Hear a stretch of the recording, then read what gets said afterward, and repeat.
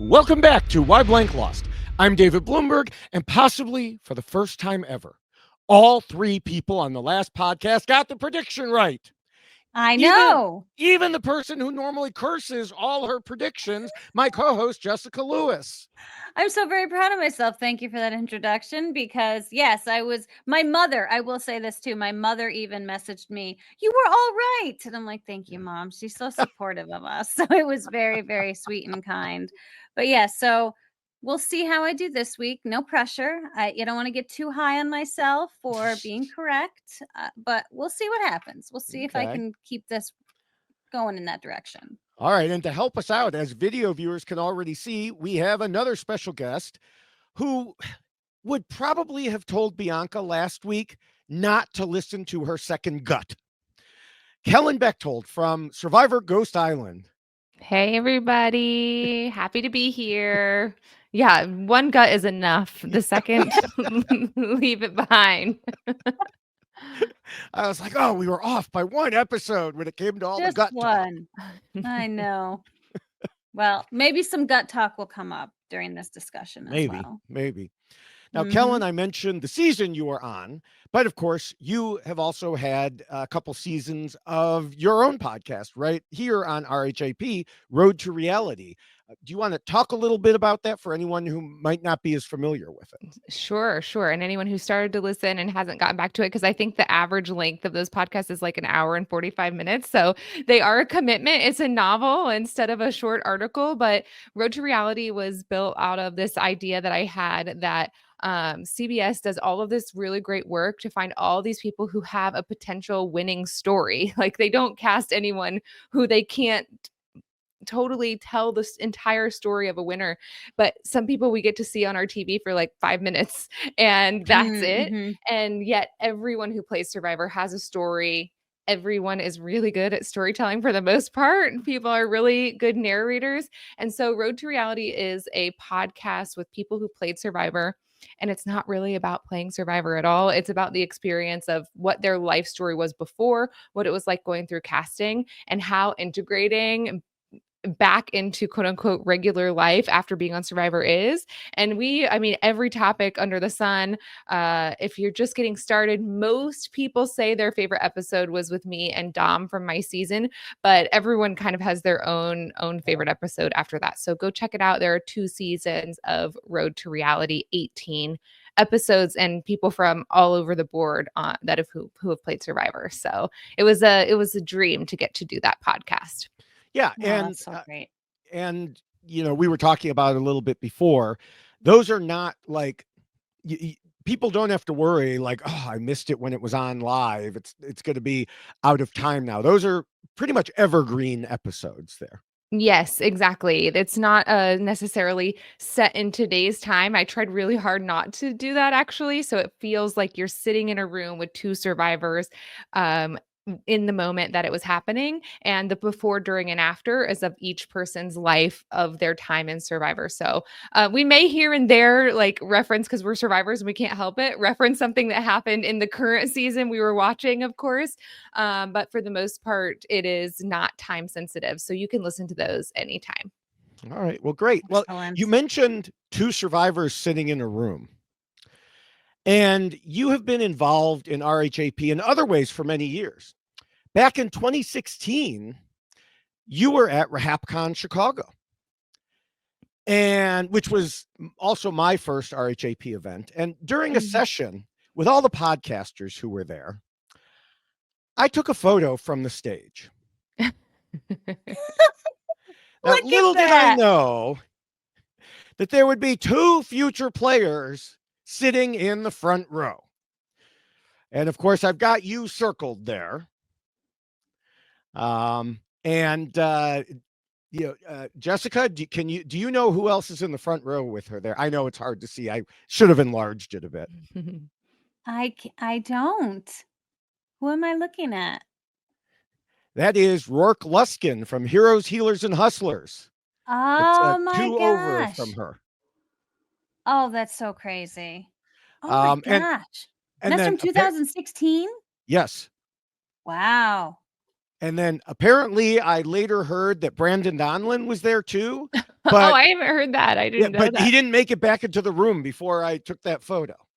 that's Oh my amazing. gosh. You just never know. Because not only did you not know there were two survivors in that room, I did not know Right. that there were any survivors in that room either, including myself, because I had not started casting at that point in 2016. Wow, that's Because it was in the amazing. summer, right?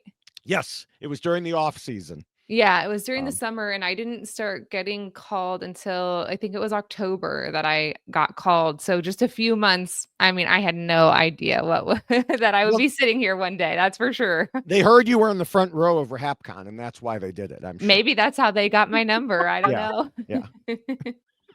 Go to those events. Go to all of the Survivor events. I am such a proponent of any kind of event that you can make it out to. Mhm. People are there by themselves and make friends, and or drag your friend along who doesn't like Survivor. Those events of any kind are worth going. So if there's one near you, be brave, go out and have a good time with other Survivor fans. We're actually all really nice people in person, even if the internet seems to look otherwise. There is something that bonds all of us. Yes, Yes, that is for sure. So, yes. and I completely agree. They're fantastic events. There are so many people there, and you will at least know that you will have something in common with everyone in the space. So you will have something to talk about. There's no question about that. Mhm. Yes. All right. Well, for anyone who is new to this podcast and tuning in and saying, why are they talking about stuff that happened in 2016 and things like that? Well, that's just some intro stuff, because what we do each week is look at the player who was voted out and compare what they did in the game to my rules for winning that I originally wrote way back, even further than that, after season 1, and have been Mm. updating ever since. And we use all the non-spoiler information available to us from what we saw on TV, interviews, social media, and secret scenes. The newest published version of the rules can be found on robhasawebsite.com/yxlostfeed, and then you can click on the link bubble for Survivor rules. Hmm. And of course, this week we are talking about charity. But before we address how charity did in terms of the rules, we always have some other things to discuss from the episode. And I want to start by looking back at last week in light of new information from this week. Oh, yes. Yeah. Now, I was happy to see that we actually got the opening scene as a sneak peek on YouTube and maybe Paramount Plus a few days early to help solve the mystery of what happened at that tribal council. I'm also happy that I don't have to be really, really mad at production for hiding things like I thought they had possibly done in the what we called last week the alternative or parallel timeline Mm-hmm. scenario. Um, but I'm also glad we had that discussion, because even though it turned out to be the more straightforward situation, it still led to interesting points, like the fact that I still think Chrissy and Mitch should have known that Bianca was lying the whole time. Mm. And therefore, Bianca should have known that she needed to somehow address that situation rather than just lying and then suddenly telling the truth at the end. But neither of those things happened. So they kind of canceled each other out, and we ended up with the main case situation that we discussed. Yes, it was just as straightforward as we thought it might have been, but it seemed odd, right? And I do Yes. think that there is something to be said, and I'm sure Kellen can speak to this as well, with the limited amount of time that you have when you know it's getting close to going out to tribal. And that's always a scary moment, right? Because you're like, did I have all the conversations I needed to have? Did I touch base with the people I need to? And then if you get a sense that something is off and you don't have a chance to talk to anyone, when they tell you to stop talking, that's really a horrific moment, because you're just like, oh, that's it. I can't say anything more. Yeah, Yeah. Well, it's and tough. yeah. For And sure. It's like the sun is setting, you have to go to tribal, but sometimes it doesn't. Is it setting at the same speed? It feels like it goes down really, really fast on that day, on those days where you have to go to tribal and they're going to put you on lockdown or whatever. I was surprised, and we don't have to go too far into it, but I was really surprised about who Cedric decided to tell, but maybe that wasn't what, okay, that the going question about, that's why I wasn't exactly sure what had happened, because I wouldn't have thought that the two of those two folks were working together. So anyway, I thought it was interesting. It went down, and then great that it opened up and solved all the mysteries for us. Yeah. I mean, I'm wondering if it was, I'm sorry, David, to cut you off, but I am curious if it was just a matter of who was the closest person, because maybe he realized that I don't have any time here. So I just need to tell the first warm body that I see. I'm curious if it was just as easy as that. I think that might have been part of it. And also, who would trust him to do it without questioning? Like if he had seen Say and told her, she's not just going to listen to a whisper at the last minute. Yeah, that is true. Yeah. So from what we know about Chrissy, right? Yeah. What we know about Chrissy, it does seem like maybe she would just believe him point blank. So, yeah, it was really exciting, I thought, except not great because she didn't have a vote, and that's why it all went down. But for what it was an interesting way for it to all play out. Mm-hmm. All right. So moving to this episode, we had the merge.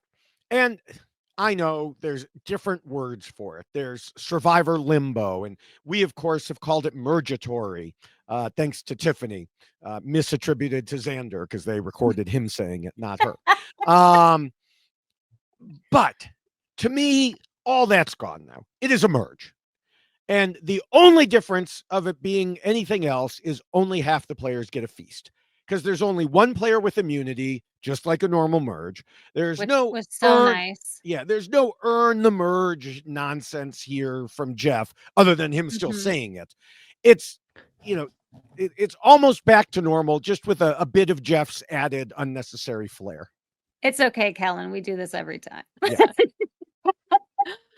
No, I get it. It is silly. I like the part of like, well, it's really not any different, and they're acting like it's all this thing that's different, except the only thing that's different is that half the people who have been starving, well, for what, only 11 or 12 days. So there's 13, that whole thing. But I know 13, but only half the people eat. Why? Nobody at home cares whether or not people get the merge feast or not. Just let the poor kids eat. Yeah, right. Just let them eat. And I will say, like, that food when we had the merge was just, it was a moment to kind of bring everyone together. And I think it actually allows for more conversations to be had. And it's not so limited because you're only with like part of the group. You're with all of the group. I agree with Kellen. Let them eat. Just like I say, let them play. It's going to happen. It will happen. You don't need to force it. You don't need to create opportunities. It will just happen. Give them food. It's okay. Yeah. It's going to be all right if they eat. They're still going to do crazy things, and it's still going to be interesting. And part of the fun is to see them all together and to have the 13 happening all at once, or 13. And certainly when you're a player, it was the best part, I think. So yes, it really was. It's sad for them that they miss out on that piece. Yeah, I agree. Yeah. So, the merge, as you said, Jessica, brings, people together. It brings old tribe mates back together. And sometimes they bring along new allies after a swap, or they just find common interests and bonds with new people.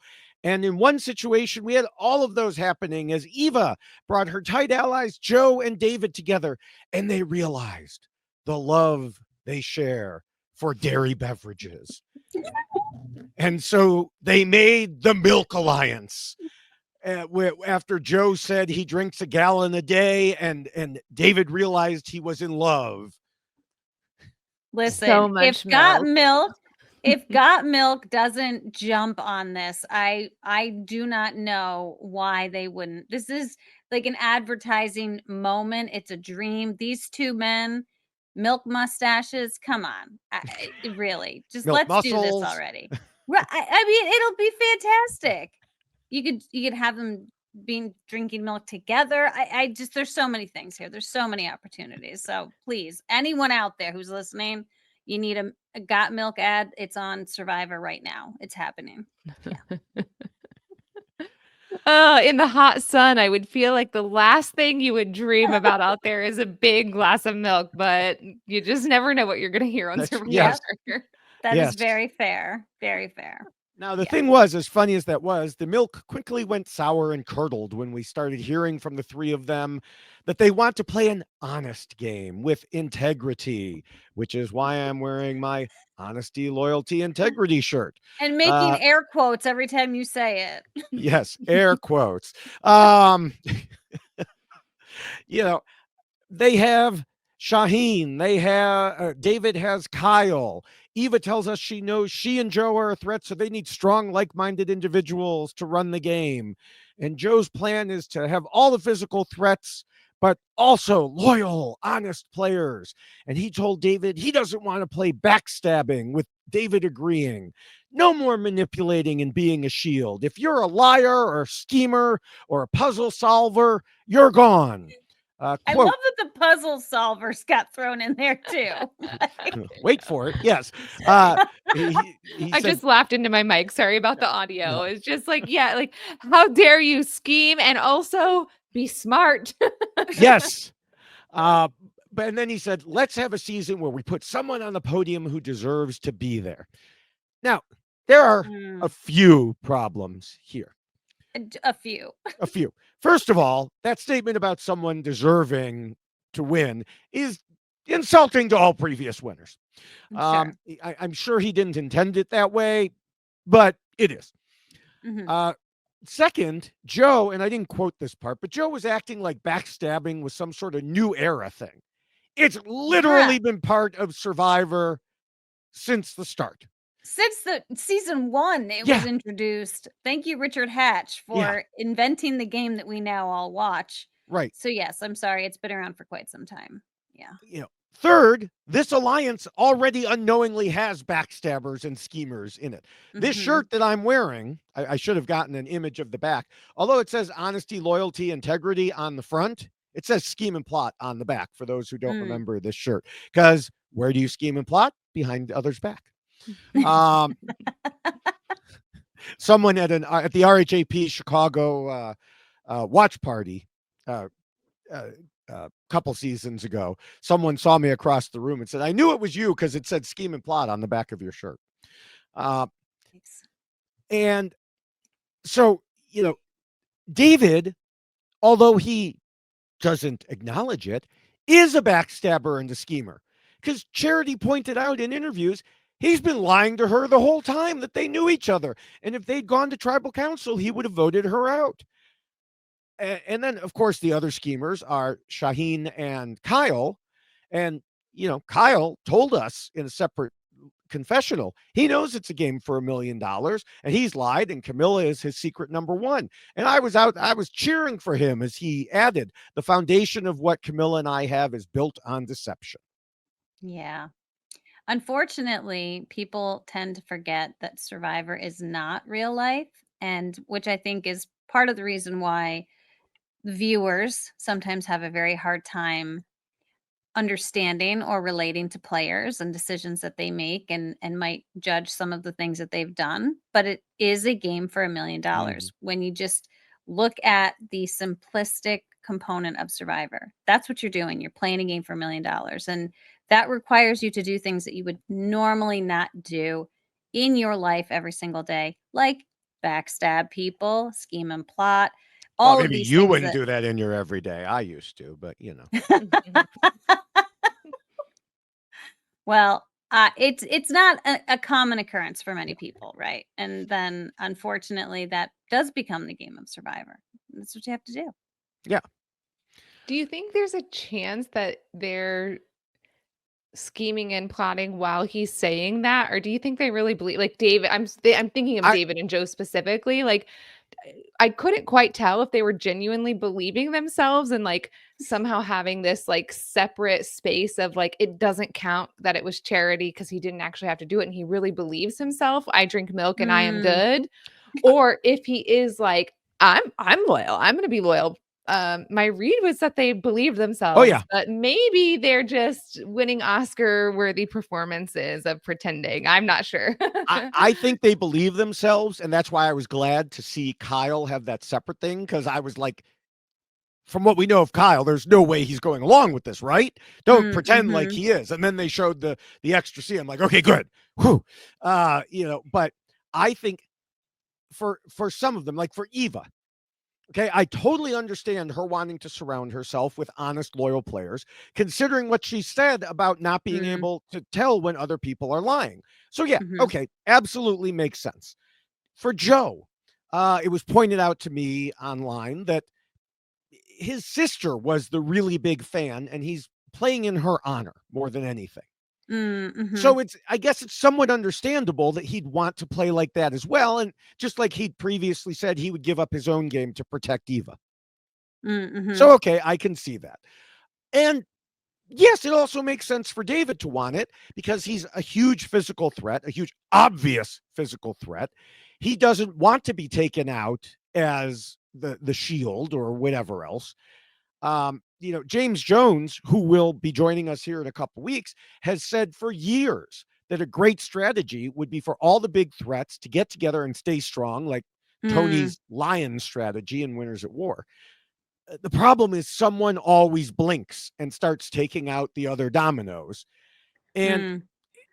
even aside from that, it just pains me to hear all this honesty, loyalty, integrity stuff in a game that isn't about that and which we know is not going to win.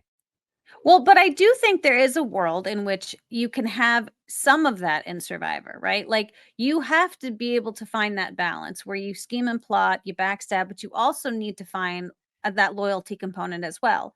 And so perhaps they're in David's mind and in Joe's mind, they Mhm. are being loyal because they're being loyal to particular people. Right. And to them, that's what equates to I'm going to play a loyal game because I will be loyal to these particular people. So I think that that's something that can certainly be a part of this game, but you do have to acknowledge the other part as well, where though I can be loyal to this half over here, I don't need to be loyal to this half over here. Yeah, it's rationalization, I guess, to get back to your initial question there, Kellen. It's High yeah. horse rationalization, right, David? Is that Yes, what you're saying? exactly, exactly. So the other thing that I wanted to mention, because you mentioned puzzlers, is, and this was the funniest thing to me. Shortly after David talked about targeting the puzzle solvers, who helped solve the puzzle in the merge challenge and won? That would be Mm, David. mm-hmm. Crazy. Maybe we You should know target that David. whataboutism, it's not me, it's them, that whole thing. It seems Yeah, like he's got this going on, you know? yeah, I'm not a threat. I'm 7 feet tall with biceps the size of Texas, but I'm not a threat. I'm a loyal sheep. Come on. I'm not a challenge threat here. that's right. I'm loyal and honest, except to Charity. And I'm, who's been my tribe mate since the beginning. And, I want to go after the puzzle solvers, except when I solve the puzzle. So, yeah, There's a little asterisk next to yeah, everything yeah. that he said. Yeah, absolutely. So, okay. So I know we've already talked a lot before we even get to Charity, but I have one more person who I think deserves mention here before we get to that, and that is Star. Because Mm, for most of the season, we haven't seen much of her, in part because mm-hmm. her tribe was winning and she was often off trying to solve her beware advantage. And she wasn't part of the in group who was scheming together. But things have taken a big change for the better as we saw a bit more of her last week and a lot more this week. Yeah. Especially the big fun personality many were expecting. Like when she came dancing up to the voting booth and accidentally flung the marker halfway across the room. So that was the really fun part. And then, of course, another side when we saw Cedric feeling bad from the challenge and she was there, pumping him up. And I was like, Mm. damn, I want her to give me a pep talk the next time I need Yeah, one. she's so genuinely sweet. That was incredible to watch. Yeah, I I had love it. tears streaming down my face legitimately with her. Oh, Like it was just so genuine and just so pointed. It wasn't just like, "Come on, buddy, you got this." It was just like she mhm. your kids are going to be proud and it was Yeah. just she was a person who was paying so much attention, making real connections, real bonds, flying under the radar here, I think, from a strategic standpoint. And this just Mm-hmm. shows like impeccable survivor,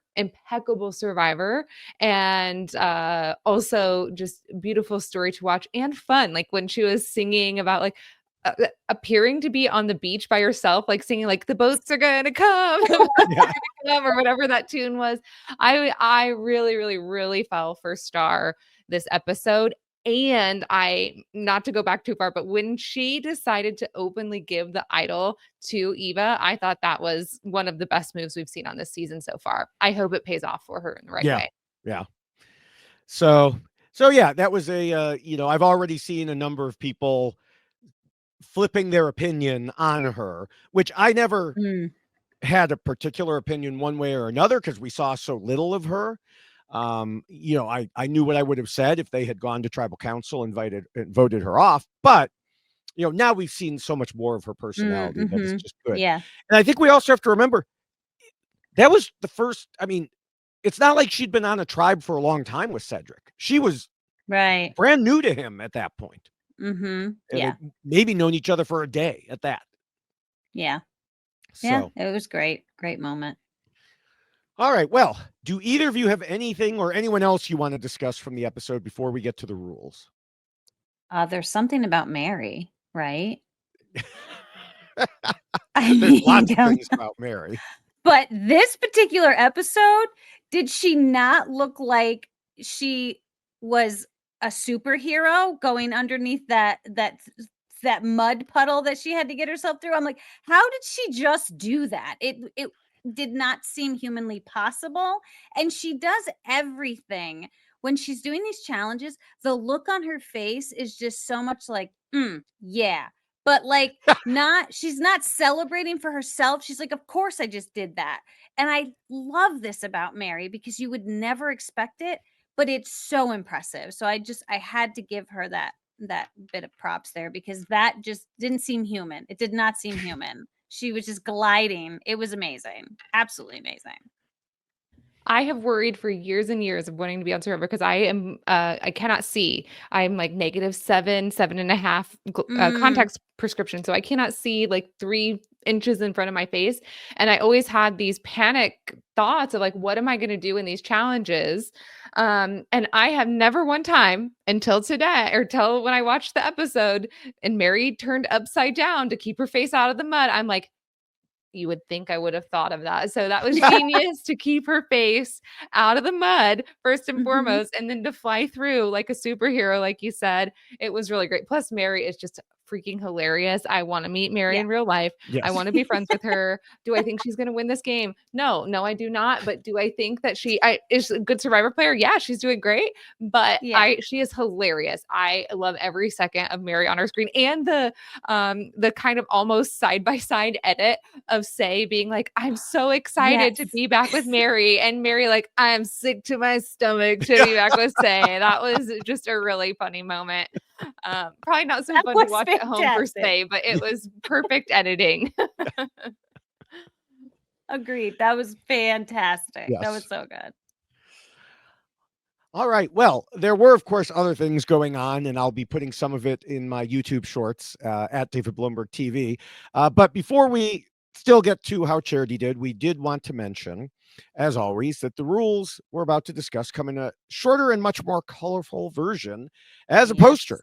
So you can go to robhasawebsite.com/yxlostfeed, scroll down to the poster and click on it and then order it. And then our shipping department, otherwise known as Jessica, will get it right out to you. You can also keep on scrolling and get the poster on a t-shirt and the checklist of the rules on a t-shirt. And so again, you can get all of those at robhasawebsite.com/yxlostfeed. Buy it Get all. your merch, everybody. Get your Yes, merch. That's that's right. right. That's That's right. right. Well, lots of people predicted Charity would go in this merge episode. We weren't the only ones. What was it that stood out to us, and more importantly, to her fellow players as being a problem? Why did she think she was doing so well, only to have the rug pulled out from under her? At RHAP, we know Survivor, and we know why Charity lost. Now, the first and most important rule is to scheme and plot, and Charity clearly understood this. As just one example, in this episode, kind of similar to something you said, Jessica, she said, I wouldn't act like this in the real world, but this is a game, so it's okay to be sneaky. Mm. And she's exactly right. Now, there could sometimes be problem with that. We'll get to that in a few minutes.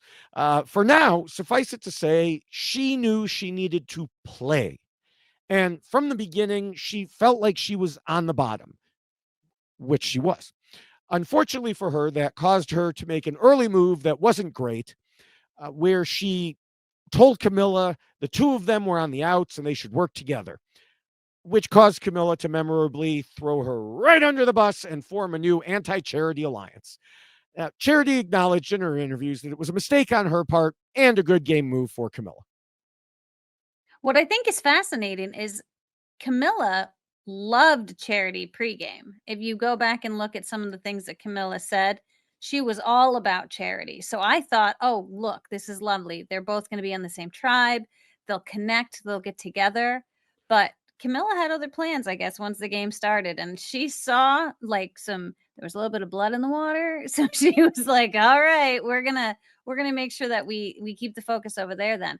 So I do applaud Camilla for realizing quickly, because you would think this is a good move, right? If you think that maybe someone else is on the outs and you want to bring someone in, you have something to connect with. Like, oh, I think the two of us should work together. Maybe the approach that she attempted was the wrong approach. Maybe not explain to Camilla we're both on the bottom. Maybe just go to Camilla and go, hey, you want to work together? Perhaps the outcome would have been different. But I do think that maybe that was the wrong direction to send that message, because obviously Camilla was like, oh, okay, I see. We'll make sure you're on the bottom and not me.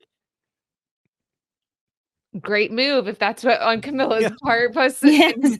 she's one of my favorite players of Yeah. the Survivor New Era. I just love the way she's playing this game. But this is about how, Charity didn't do so well with it. And remind me about, I was trying to think about this before I hopped on, like obviously Camilla and Kyle, but they were under the radar there. But if we would have put the original Siva, right? They were Siva, original Siva Mhm. tribe in how they were pairing off. I thought it was more Mitch and Charity Yes. were the two, right? And then Camilla and Mhm. Kyle and David and Chrissy. Is that how you all remember it as well? Those kind Yeah. of 2-2-2 pairs? Okay. Mhm. Yeah, although I do think Mitch was interesting in that everybody loves Mitch, Yeah. except from a strategy standpoint, we heard from a few others like David, I think, saying, I don't like Charity, therefore I have to be wary of Mitch. Mhm. It's interesting because there's one thing here that's a little bit up in the air, because we heard on the show that Charity didn't talk to many people other than Mitch, who she had that immediate bond with.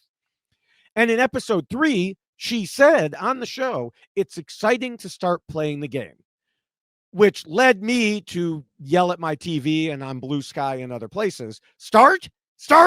It's day 6. What do you mean start? But then when I posted a video on top of that, Mitch commented on it on Instagram to say they had been playing since day 1. So we have this contradictory information. Mm. My suspicion is that we had a situation with people on different sides viewing things through a different lens, Mhm. which is going to be a running theme through this podcast. Certainly, Charity was playing the game in terms of talking to Mitch a lot. But there could have been a split in terms of them, or at least her, playing the game with each other, but not so much with the Mhm. rest of the tribe. And Mhm. as I told Mitch in response to what he said, we had Charity saying it on TV that she was just starting to play. That's kind of what we've got to go with here. Yeah, and I do think that if you feel like you're in a comfortable spot, which Siva probably felt very comfortable since they Mhm. were winning, and maybe in And they Charity's had David. mind, and they had David, so milk does a body good, right? Just saying. But so likely she was probably I would hope focusing more on that. Like, oh, now we have to start playing because they've just been winning. And so if you don't Mhm. have to go to tribal, but we've talked about this quite a bit, even if you're not going to tribal, at some point you'll probably be going to tribal. And so there should be a plan. There should be some scheming and plotting happening, and not just with one other person. You need to build those numbers. And when you're on a tribe of 6, it's a terrible amount of people to start a tribe with. And it does not do you well as far as numbers are concerned, because it's really such a small group of people. And if you only have one, then you're not going to be in the majority at all. So I do think that in maybe Charity's mind, she thought, well, playing means not winning, and we're winning. So then we're not playing, maybe. Yeah, that's what you would think, especially if nobody's coming to you with their plans to scheme and plot. You'd really be thinking that I don't want to overplay, because if no one else is coming to you, and that's where I have some sympathy maybe, or empathy, is like, Mm, if no one is coming to you, if you are the one on the outs socially and you don't know it, and you are reading that as no one is scheming and plotting, if you hmm miss that first read, then your scheming and plotting plans are not going to be in the right Yeah. direction. But Yeah. for people listening who play, and I'd love both of your take on this, until you go to tribal, the bonds that are created are going to get tighter and tighter and tighter and tighter. hmm Like the braid of the alliances, especially in a 6, if you don't go to tribal, it's not like, oh, now the 3 of us, we weren't working with David, but now we're going to start working with David. I get the Yeah. sense that I meant giant David, not our lovely Bloomberg. You're still in our alliance, all right? I Yes. mean the Yeah. other David, he's out. But I get the sense until the tribal comes up, the bonds that are happening are going to get tighter and tighter and tighter, and then the hmm opportunity for change happens at tribal. So if you don't notice that pacing of people getting closer and closer, you are hmm being left out. That would be a sign, I would hmm think, that you're not involved in the scheming and plotting. It is happening, and it's getting more and more as time goes on until the next tribal. Yeah. Yeah. We've hmm said that before. I actually have a video clip to post at some point where we were talking about it. And it's, if if you believe people are not scheming and plotting, it just means they aren't scheming and plotting with you.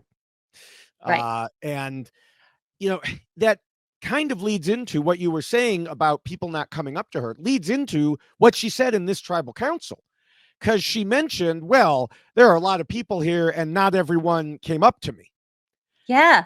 And then Eva, a few minutes later, contrasted this with herself and said, well, I didn't wait for people to approach me. hmm She went to all the other people. Yeah. So I have to wonder if this is a trend in the way Charity played, in defending herself against the accusation that she was playing too hard, which we'll get to in a minute. She told Dalton Ross that she didn't think she was, and said, I pulled back so hard on who my true self is in the form of 100 miles per hour to nothing. I pulled back on that. And I suspect that the pulling back is the problem here, the heart of the problem. Like, Mm. she didn't want to be too forward or something, but ended up being too withdrawn instead. If you're not going to Yeah. scheme and plot, you can't overlay with being bossy. Like if you're going to be bossy, and I know that's not a word we should use it about with men and women, but I would just say with the way she came across is like she still was what we saw, I think, was pretty forward and direct. Mm. And so Mhm. like if you want to be the sweet person who like goes about not scheming and plotting, then probably personality wise that needs to match up of not scheming. If you're Yes. going to be direct and like cutting and just, and that's her personality and that's fine, but it doesn't match up that someone who's that direct, and I wish I would have thought of a different word than bossy, and you're not scheming and plotting, that was a total mismatch, I think, in what I saw with her scheming and plotting personality Yeah. clash. And I think that's a great point, and I really do think that probably then rubbed some people the wrong way, because they're not realizing that perhaps she's pulling back this part of her, but she's still continuing to have that demeanor. And so they might be thinking, "Oh, well, she doesn't want to necessarily, I'm thinking like high school, like she doesn't want to be my friend, because she's too busy with her own thing. And so, okay, we're not going to be playing this game together necessarily. And that is a really unfortunate position to put yourself in when you're playing Survivor, because you don't want to be seen in this way and you don't want to be dismissed as a potential ally by someone. But if that's what you are showing to everyone and they're not understanding that that's not what you're trying to be, but that's what you're being, perception is reality when you play Survivor. And this is what we've said time and time again. So you Mhm. need to be very cognizant of yourself and how you will be perceived, because it can definitely be detrimental to those relationships that you need to create while you're out there. Hey, don't be stealing lines from my conclusion there, Jessica. Oh, I'm so sorry. We've never Look at used me that with my term. predictions. I'm even predicting what you're going to say. That's Boy, I'm right. so on today. You are. Yeah. Now, we can move to the second rule, which says not to scheme and plot too much and to keep your scheming secret. Now, we just discussed how in some cases she didn't scheme and plot enough or well, and it looks like she missed possible opportunities. Yet at the same time, this rule is a big part of the reason people talked about going after her.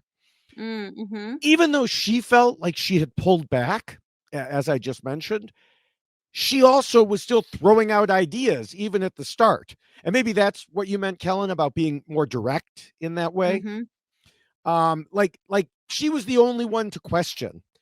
How did Kyle lose the supply challenge to a guy with only one good arm? And, plus she'd never heard of there being a glass container in Survivor before. So, she thought that part of his story sounded off. And she told Dalton Ross, I'm not saying he's lying. I just want to make sure that we're following through on all the avenues. Except, come on, that is suggesting he's lying. It's like saying, sure, maybe your husband is always working late and has his location turned off on his phone and comes home smelling of perfume, but that doesn't mean he's lying. Yeah, that's exactly what you're suggesting. And, she acknowledged in her interviews that it immediately put a target on her back. That's quite the analogy.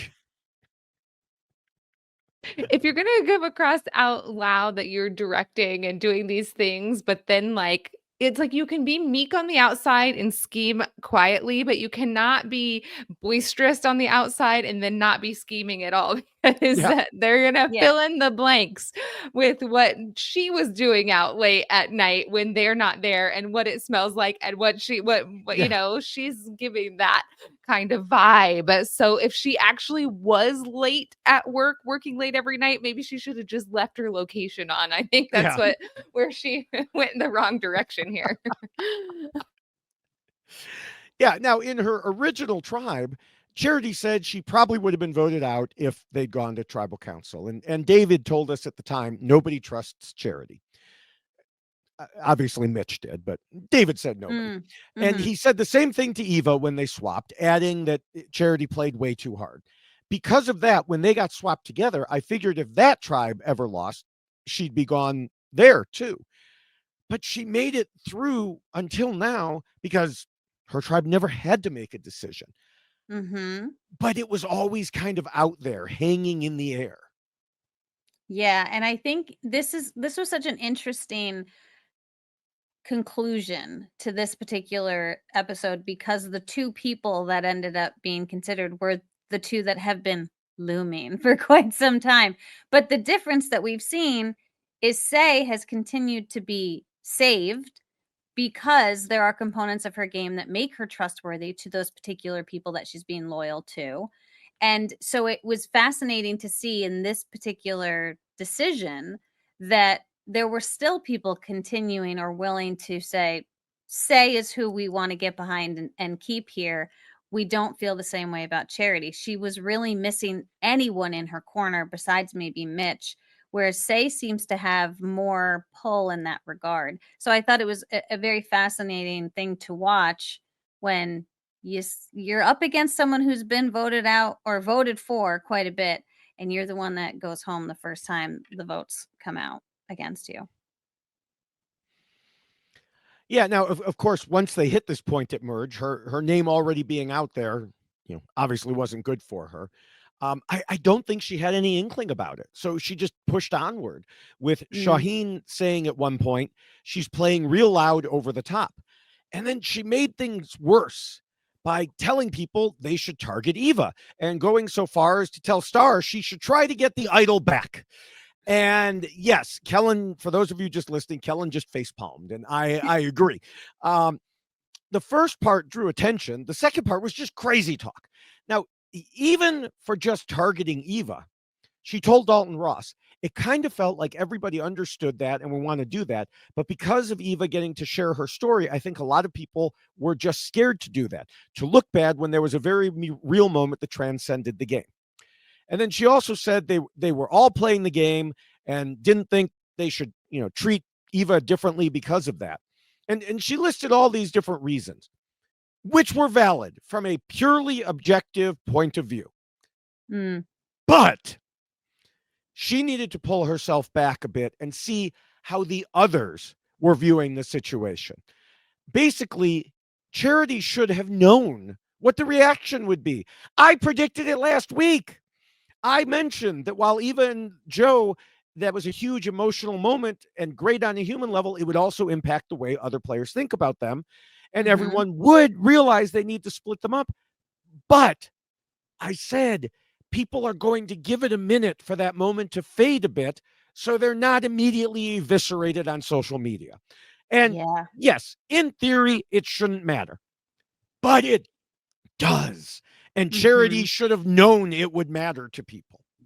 Yeah, I don't really buy. I saw that the tweet that Dalton wrote, like she says no one would be willing to vote her out, and that's why they wouldn't. And it's like, well, that might be or like reverse the rear view mirror noticing, because if she knew at the time of playing the game that no one was going to vote her out, then she should have known better, and she would have known better to pick up on that and not be against it. So I feel like maybe that's a little bit hindsight is 2020 for her of saying like, oh, that's why nobody, of course, that's why nobody went with me. But if it were the case that she had sorted, no one's going to go with me, she should have done that before and picked a different target. Certainly. Yes. Yeah. Yeah. And I mean, another thing that other people have pointed out is that, it's not just that. Eva did have a number of allies at that point. So it was easy to, for word to get back to her. I mean, the minute that she mentioned it to Star ran back to Eva and and told her. So people knew. But I do think that, had people really wanted to get Eva out of there, had there been this big majority, sure, it could have happened. But you have to consider how everybody else is thinking. And then there was another instance of her not reading the room when she decided to switch to targeting Say. And one of the first people that we saw her bring it up to was Cedric, asking if he was close to her. Now, this seems like a really bad idea considering that Cedric had been with Say the entire game. And he had so many opportunities to get rid of her if he really wanted to. Yeah. Now, for his part, he played it off nicely by saying, well, I voted for her twice and she doesn't trust me. We'll get to it later. I think it was a misdirection on his part. But aside from that, Charity also said, Say probably doesn't trust anybody. She said that to Cedric, which immediately struck me as odd because she doesn't know Say at all. How can she judge what Say is thinking?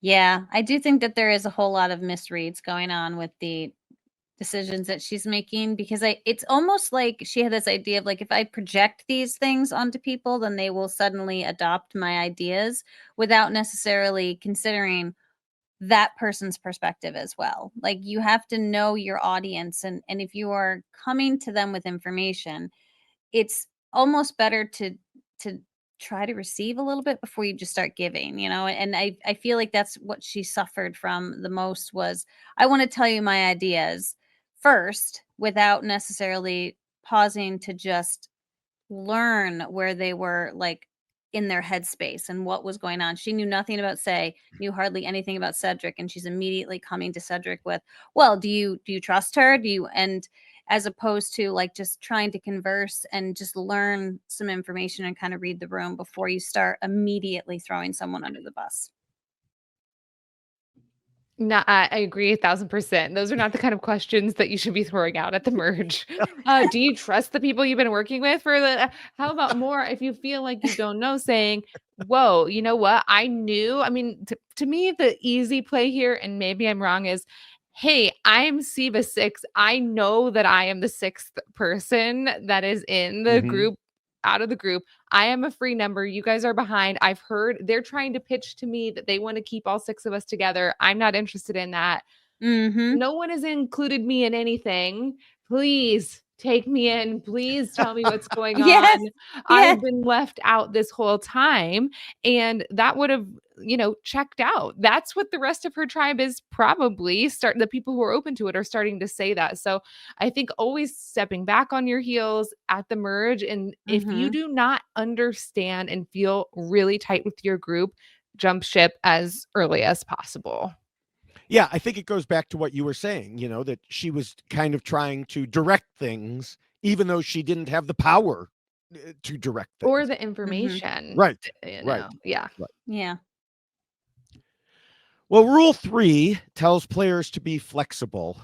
Kellen, how do you think Charity did in this rule? Um, That may be the answer right there. I With the can't heavy head tilt too. Don't forget Yes. the head tilt.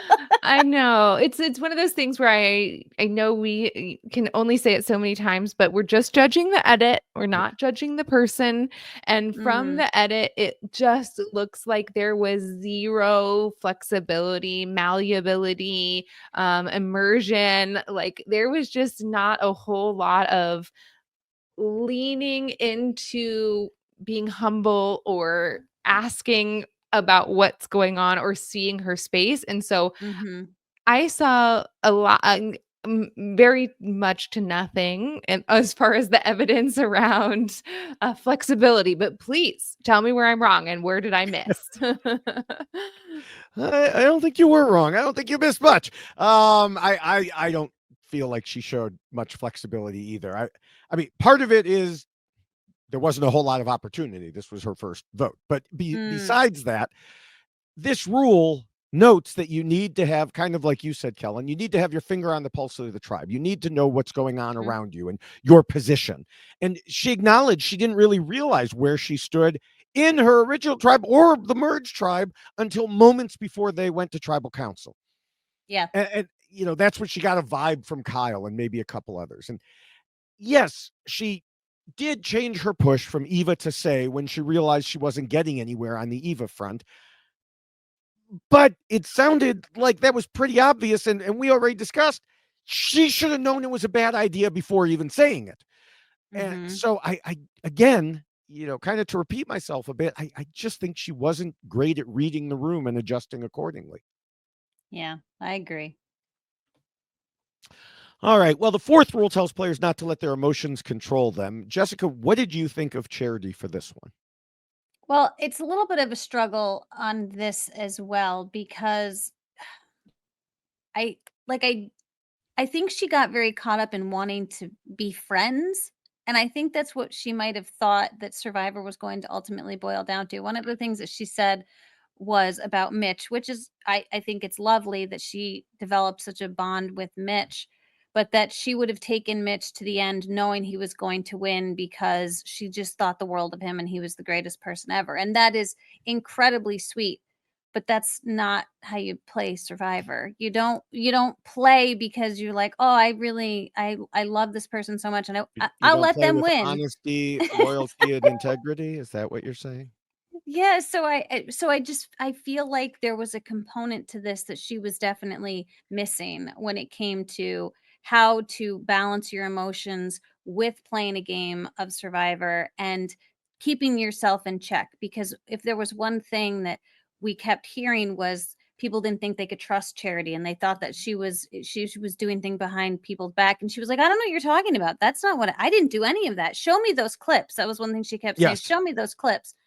But clearly there had to be something that people were feeling and responding to. And I feel like that comes from an emotional place. And that's the way you're making people feel. It might not be what you're saying, but it's how you're making people feel. So I think in this regard, she didn't do a great job keeping that emotional component of her game in check.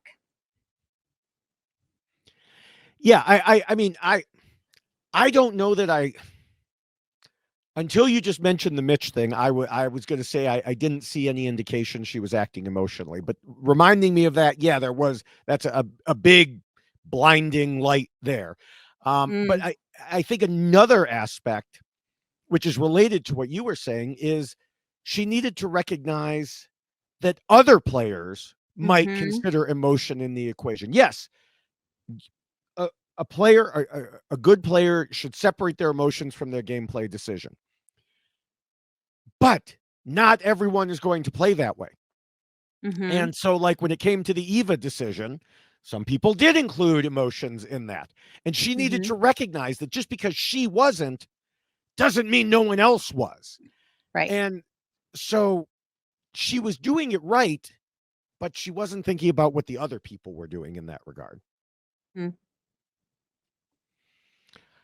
So I guess we can move to the fifth rule, which also does play somewhat, Jessica, into what you were saying. It reminds players they need to pretend to be nice and play the social game. And Charity in this episode said you have to be likable enough on Survivor, which is true.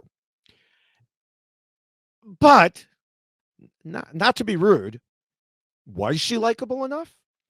Um, it's an interesting one for Charity because once again, we have her view on things, which doesn't match the view from other people who were there with Yeah. her. Mm-hmm. And, you know, to consider the social game, we have to consider what others thought about her as being the most important aspect here. And the main issue comes down to Eva and maybe one or two others. I can't remember for sure. When they said she appears to be fake. Now, Mm. Charity told Mike Bloom she was shocked. She's never been accused of that before. And every interaction she had was authentic and genuine. And specifically dealing with the situation this week when Eva called her fake, I think we need to put it in context because I'm not sure that Charity fully did put it in context. Charity had tried to convince Star to get the idol back from Eva. Star runs and tells Eva. That was when we saw Eva in confessional saying that girl is extremely fake and I know she's out for me. And yeah, I could totally understand that because their previous interactions had been like Charity being kind to Eva. Mm. But Mm-hmm. now Charity was trying to undercut her. Of course, that would make it seem like she had been fake. Yeah. I do think that the word in this context and the way that you just explained it makes sense, right? It's Mm-hmm. there is something that can be very hurtful to hear. Oh, this person is so fake. But in the game of Survivor, I think fake has a different type of connotation when you say that about someone because it really is like, oh, well, they're just if she is a well, she's lying to my face. Well, then you're still being fake, right? Because you're lying to someone's face. But again, that's what you do when you play Survivor is you end up having to lie to people and you do need to fake it till you make it sometimes, right? And so unfortunately, I think that the way that she viewed that word was not necessarily the way that it was being presented by Eve at the time that she was saying it. I think it's one thing that really stuck out, and it was interesting, David, you had the same thing. Jessica, when you said, "Oh, well, she said she was gonna take Mitch," I was like, "Wait, what?" I had no memory of the fact that she said that. It doesn't register with, like, how I feel about Charity, the edit of Mm-hmm. Charity, and so there is this disconnect clearly between the way she comes across and maybe some of her beliefs and what she feels on the inside because the fact that Mm. both David and I when you reminded us of that, both of us, I think were like, "Oh, wait. Yeah. Yeah, oh, she said that? Oh, yeah, she said that." And I frankly don't know what advice to give or how do you play that differently if you are a person who is just not read in a certain way. Mm. Quickly, when we started talking about like when we started chatting the first night, we're all by the fire, and everyone's talking about who they were. People were like, "Oh my gosh, who?" I'm like talking about I've been divorced, talking about partying, all this stuff, and everyone was like, "What? We thought you were like." Somebody thought I was a missionary. Somebody thought I was a kindergarten teacher. Somebody thought I was like a church mouse lady, a church lady, like all of these things. And so once I started talking at camp, everyone was like, "Oh my God, like that is not who I thought you were." Now, that worked, I think, in my favor because first impressions are so important that people Mm, were thinking for some reason at Ponderosa that I was a church lady.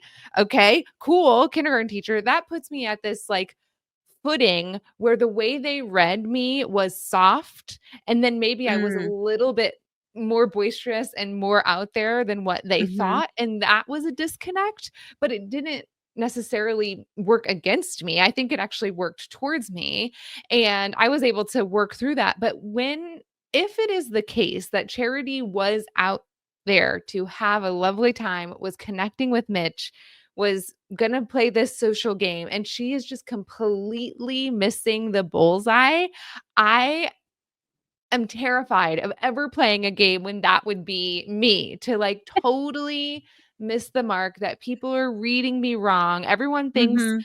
I'm a jerk, and everyone thinks I'm so fake when really I'm out here, I'm gonna take Mitch because I love him and he's my best friend. I still don't believe like, I do not believe that she was out there with a warm heart, even though you're giving me this evidence, reminding me of this evidence, Jessica, and I don't know if either of you think that's just how she comes across, or was she lying? I mean, was that inauthentic? My gut instinct is it was inauthentic, and that's what everyone can pick up on. And especially Eva talking about, her experience there is like what you're saying. And I think Eva has talked about how she has to really pay attention because natural reading Mhm. people isn't, I think she said herself, not as natural, maybe, or something. And she is saying, like, something is not right. I'm trying really hard to look at this person and see what she's saying, and it's not settling well. So, a Mhm. long or about way of saying you're kind of darned if you do. I don't know if we're allowed to curse here, but I darned if think you do, damned is darned if okay. okay, Yeah, damn's okay. Damned if you do, damned if you don't. With how Charity got off on the wrong foot. And so I want to give her that benefit of the doubt if that's the case. But man, with the edit, she does not read as genuine. So much so that David and I are like, did she say that nice thing? Because I don't think so. So I was stunned when she said it. I yeah. was stunned. I thought, "Wait, what? Okay. What are we yeah. talking about?" Yeah. And I Mhm, think this mhm. plays into the read is that some people had as being fake because she told Dalton Ross there's not a single clip to back it up. And that's something, Jessica, you had referenced. I'm not sure how there would be a clip of Right. someone being fake because it's all about how other people interpret the way she's acting. Mhm. The thing Yes. is, Kellen, much like you, as I was watching, I felt much the same thing as Eva. Charity did seem like she was acting fake to me. I know, of course, we get the television product, but still, there were times when it just hit me that way. And such as when she was going on about how annoying Say was and calling her a sore loser. It seemed inauthentic. It seemed stage. Was it? I don't know. I still don't know. I'll take her word for it that it was an honest opinion, but it seemed to me fake, and I could understand how others out there would have felt similarly. Mm. Yeah. Now, one thing she also told Dalton was she loves people and her entire career is flying hundreds and thousands of people around in a day. And she added she's a very genuine person. And I wonder if that's part of it. Her job is to be as cheerful as possible most of the time, dealing with all sorts of people, some of whom are not at all cheerful and not at all nice to her. It may be that she just doesn't even realize that she could come off as fake, that she has this face that she puts on and doesn't even know it. It's become part of her almost. Oh, Just as that's fair. just as anyone with that type of job might have that Mhm. under stressful circumstances, which Survivor certainly is. But on the flip side, watching her in the interviews, I didn't get that impression. She seemed much more quote unquote real. I can't Yeah. explain it other than to say in certain scenes on the show, she seemed fake to me. But when she was doing her interviews, she seemed more vibrant. She seemed more genuine. And Mm. so, yeah, in real life, I could totally understand why she would be offended by that accusation. I can only say what I felt when watching, which coincides with what some of the players saw as well. Well, and listen, she's equating herself to a pilot. She wasn't a pilot. She's not flying those people around. I'm just saying. Maybe she seems a little bit confused about who she actually is. I I mean, mean, she's, she's taking care of these people. yes, I give yes. her that. I mean, my goodness. But when she was like, I'm flying thousands of people. No, you're not. You're not flying that plane, honey. I'm sorry. But like, yeah, There's a fair I just note of disconnect here pointed out by Jessica, but Yes. it is a great point of like when she turns on, we all have our personality Mhm. when we're eating chips on the couch, and then we have our person when we are showing up here for a podcast, perhaps, or getting. And maybe, like you said, literally over and over again, that hundreds of thousands of people of having to thank goodness for flight attendants, but pretend like you yes. like and care about people who are just being jerks to you and like taking their Uh-huh. shoes off and doing gross, disgusting things and dealing with people. So that's such a good call out and such a space to give her grace that her day in and day out job is to Mhm. be that, oh, welcome to Yeah. South Airlines and da, da, da, da, da, da, and that she couldn't turn that off. And to find out that in the interview she was more her relaxed self. Maybe it was nerves. Maybe that is her default when things get uncomfortable to put a little bit of that face on. So Yeah. Mm. Yeah. interesting insight. Well, thank you. The sixth rule we can go on to warns against being too much of a threat. Kellen, how do you think Charity did here? I think it's an interesting thing as the audience because we can say, well, she wasn't able to pull in numbers. She wasn't able to do much, quote unquote, but it was clear that her perception was that she was a threat. So being perceived as too much of a threat. Also, I have to give another really bad score here for poor Charity. Yeah, I don't think she was a threat herself, other than, of course, to Eva and Say, which then that spread out to other people. But even aside from that, her continuing to be there could make Siva as a whole Yes. appear to be a threat as a group. As Shaheen said, he didn't want to give them an opportunity to stay six strong if they actually were. Mm. So even if she wasn't the most threatening of the Siva, she was the one who was easiest to remove at this point of the game. Siva could sacrifice her.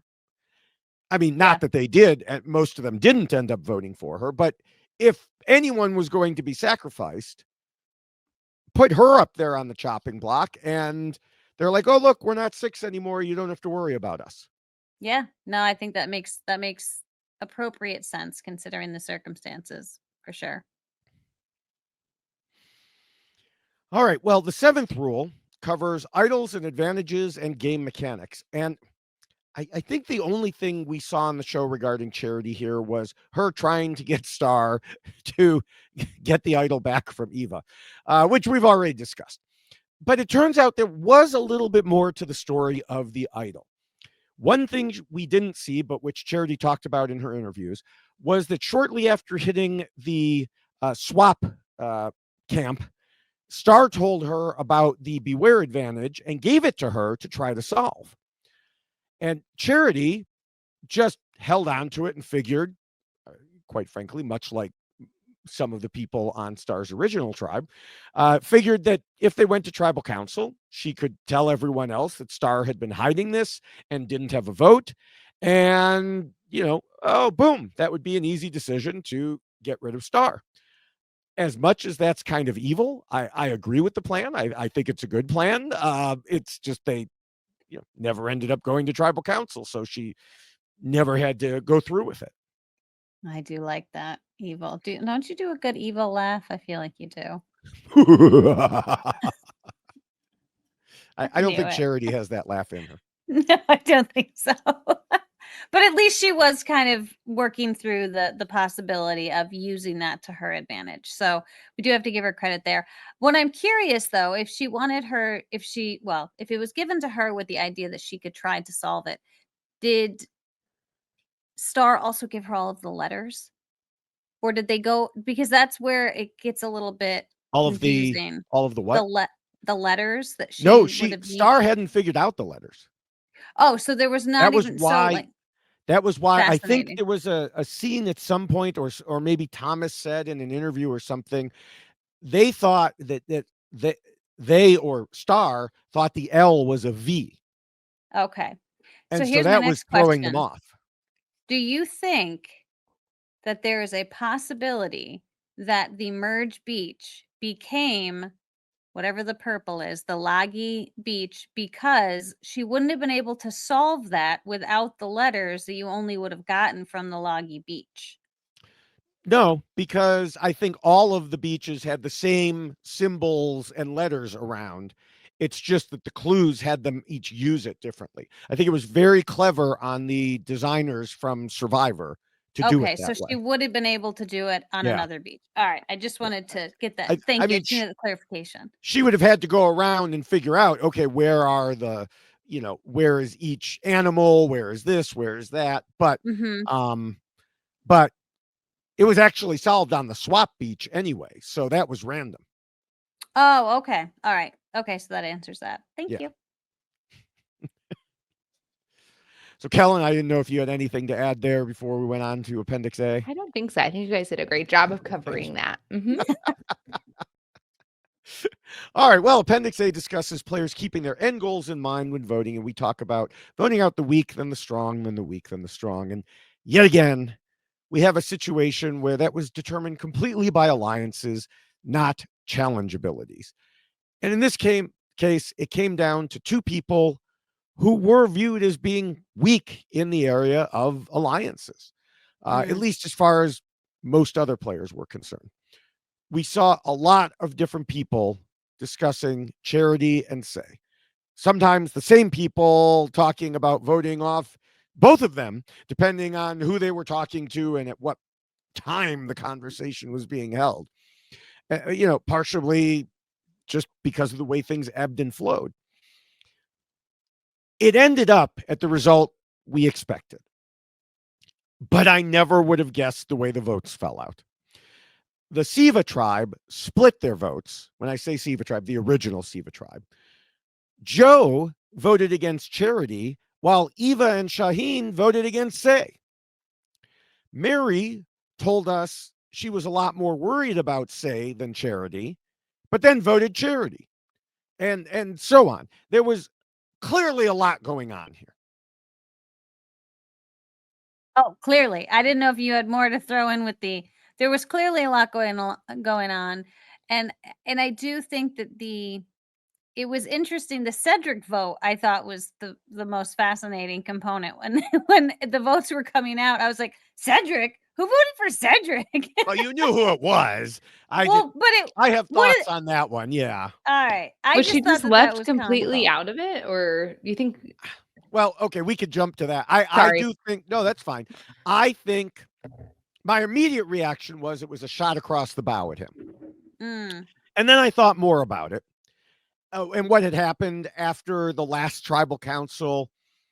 And I think they're pretending to be at each other's throats rather than tight.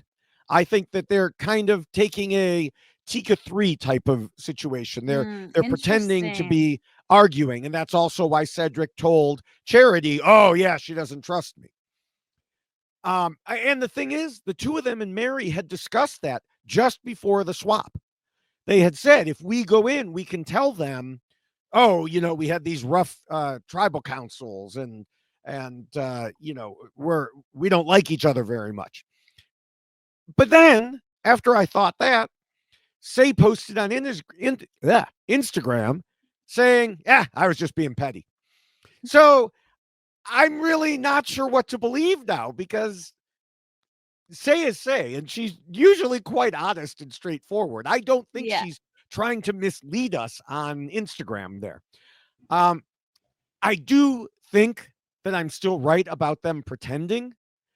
And so I do, but I think to her, she was like, oh, not only do I get to pretend, I get to cast this vote against him, so I'm being petty here. Ooh, you're giving her a lot more credit than I would be in this in this case. I mean, we'll see Was eventually. probably left out of the vote, and then she just threw the vote for Cedric. That would be I'd put my money there. I don't think she was left out of the vote, because if she was, she would have voted Eva, who she had been talking about. And I think she knew Charity was up there too, just from other discussions.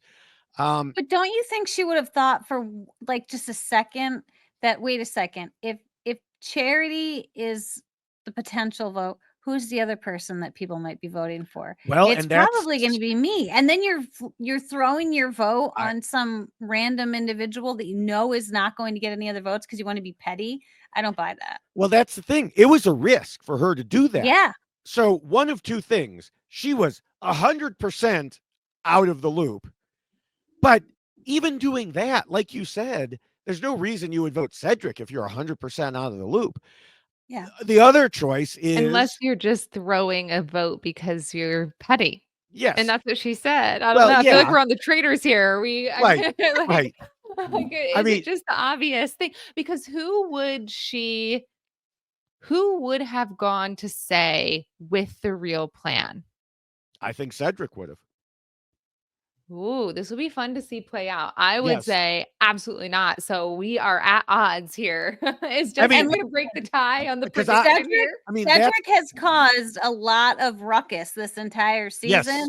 And every episode, it's like we get a new, like, oh, this is what Cedric must have been doing. And then afterwards, we're like, oh, no, that's not what he was doing. So it's quite Right. possible that Cedric was like, listen, this is what the plan is. And then she was like, I'm going to be petty. Who knows? It's possible. I mean, the other possibility is she was very sure of how the votes were going, and so she knew that throwing away her vote didn't matter.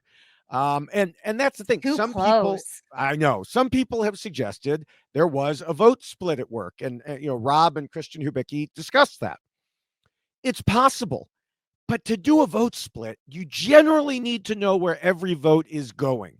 Mm. And in this case, I'm not even sure who they would be that was organizing it. Like, how do you organize 11 different people to vote like that? I guess it's possible in the connections between everyone. Like if, you'd almost need a scorecard.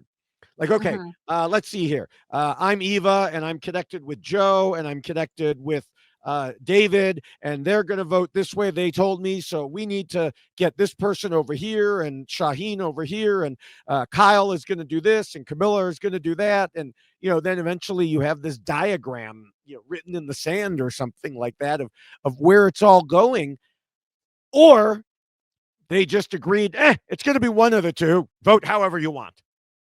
That's what I feel like ultimately this was, because it really didn't make any sense when you go back and you start looking at the relationships and the different decisions and the people that are involved and where everyone finally landed. I think it really just finally turned into, well, it's one of these two, and we'll see what happens, which makes Say's decision so much crazier, because like if the numbers are not concrete enough for you to just toss your vote and I'm going to be petty and vote over here.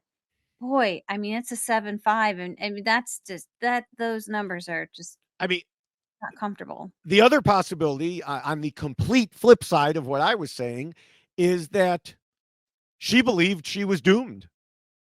And therefore it didn't matter what she did with her vote. And so to be petty, she threw it at Cedric to be like, okay, I'm going to throw one at you because, that's possible too. That would be my second choice of following of the. Okay, she had no clue. She had a clue and she thought it was her. And then my third bet here, my third money is going to go on that she and Cedric did this on purpose. I mean, I don't know that Cedric would want her voting for him on purpose. But I will say, one part of my idea of this secret partnership that doesn't square is Mary, because of what she said in her confessional about wanting nothing to do with the original Vula. But again, in the end, she didn't vote against Say. She could have, and she Right. didn't. And so no matter what it was that she said, I'm more worried about the snake than the turtle, and I want to scrub all this green off of me and everything. And then Mm-hmm. she didn't vote this way. So I don't know. It'll be interesting to hear what happens in the aftermath and see where it goes from here. And, when we get interviews, what happens. I still think Cedric and Say are working together. I think they're working as a secret duo, maybe with Mary, maybe not. But I also think Cedric is willing to cut her if need be. Interesting. I do think that it's almost a safety to have Say around, right? Because she's the one everyone keeps talking about. She's the one that everyone keeps going Right. back towards and looking at. And I think she even said in the preview something about they just can't get enough of me. They just all love me or something. She realizes that she is the kind of the center of the universe here in Survivor. And so perhaps there's also this mindset of, well, we can get to Say later, which I am not a proponent of. We've talked about this. Those are the people who end up making it to the final three, are the ones that everyone's like, oh, we're going to get back to them. That's an easy vote. Everyone can agree on that at some point. Let's get the more difficult ones out of the way first. And then all of a sudden you're like, wait, what happened? Why is this person still here? And I feel like that's what we're getting with Say, is that she is the center of so much of this chaos and discussion and things happening at camp, but she keeps making it through these tribals.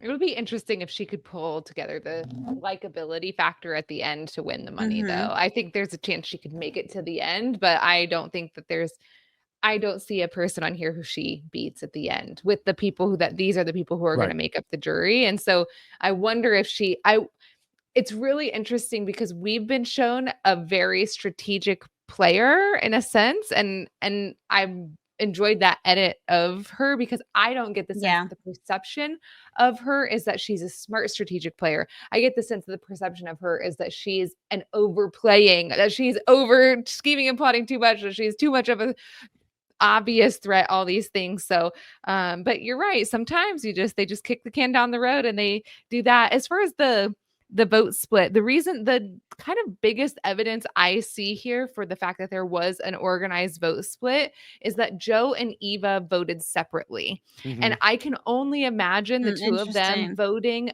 opposite of each other with an intentional vote split, because I cannot imagine a world in which they did not discuss who they were voting for, that they were telling the Mm-hmm. truth about that, and that there wasn't a plan. I cannot see Joe and Eva sitting and being like, well, I'm voting for this one, I'm voting for this one, and just have that not work out. So although I have rewritten, I don't know, I have rewritten the votes. I have rewritten and tried to put the lines in connection to who, like, okay, is Camilla actually, and I think there's a case for this here, Camilla is still working with Chrissy and Mitch as far as communicating and being open, and they trust her. And I was wondering if Camilla is actually the connection between Chrissy and Mitch. I don't get the sense that Kyle has a relationship there, that she could be. And I wonder if that is who connected some of the vote split, that she was in charge of the cross Oh, communication. So interesting. that's my Hmm. totally out there theory of how the vote split was for sure a thing because of the Joe and Eva split. That is a fascinating point. I think that makes it I much mean, more plausible. another thing, as you mentioned, the who's connected to who. Eva did say, we mentioned this earlier, in tribal council, she's like, well, I approached everyone. So she Mm, literally said she talked to everyone. yeah. And if Eva tells you, I know the votes are going this way, I know that, you're not going to think she's trying to pull the wool over your eyes because she's Eva. Right. So, Fascinating. who knows? Maybe it was something like that where Eva helped organize it. Eva and Joe, maybe it was the honesty, loyalty, integrity crowd that somehow pulled this together. I Because know, that's my theory here a little bit. Maybe it worked for them. I love this idea. this This vote, is for great. this vote, yes. All right. Well, it is about time to wrap things up. So, Kellen, what are your final thoughts about Charity? Oh, Lord. I'm going to say my final thoughts about Charity are if you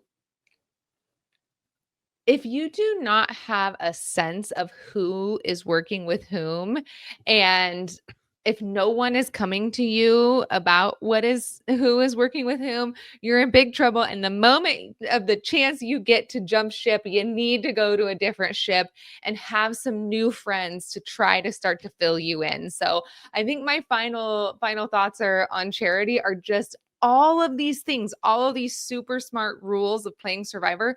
If you miss the first and most important thing, which is understanding your place in the tribe, Mm, um, the rest of it all kind of crumbles because you lose any sense of control of being able to act and react if you do not have a sense of where you are on the tribe. So keep going, keep being willing to find a new group of people to work with until you feel like someone is telling you the truth and is coming to you with their plan. If that is not happening, you do not have an alliance. So keep going until someone is coming with you with your plan because you're screwed and going out the door anyway. So I think Charity just totally missed on that point. And those are my final thoughts. And I feel bad for her in the sense of feeling like she never really got traction in the game because she didn't have that ability mhm. to pick up on where she was. So maybe in a different group of survivors, she would have had a different luck, but she missed. She swung and she missed. And it was giving me Chris Noble vibes from my season, which was like, okay, finally he's at tribal, finally he can go home sort of thing. So I'm afraid that's just Charity was potentially Chris Nobling her way. Don't know if she raps, but I get the sense that that was her fate out there this time. You've Did just you made be him a verb. I love that. well? The funny thing of it, so quick side story about Chris Noble. So we were at one of the RHAP events. I don't remember which one, and I think Wendell may have brought him along. Maybe Dom brought him along, and he, of course, knows nothing about the world of RHAP. But like they introduced him to me, and he's like, "Oh yeah, great to meet you." Da, da, da, da. We took a picture together, and then he walked away. I'm like, he has no idea who I was. None whatsoever. He has no idea who most of the people here are, but he was just having a ball. It was funny, in terms of him trying to fit in, but not knowing. That's Yeah, amazing. maybe that's a good tried to fit in, but didn't know a thing or Yeah. something is how Yeah. I'd show up here for chastity or charity. Oh no.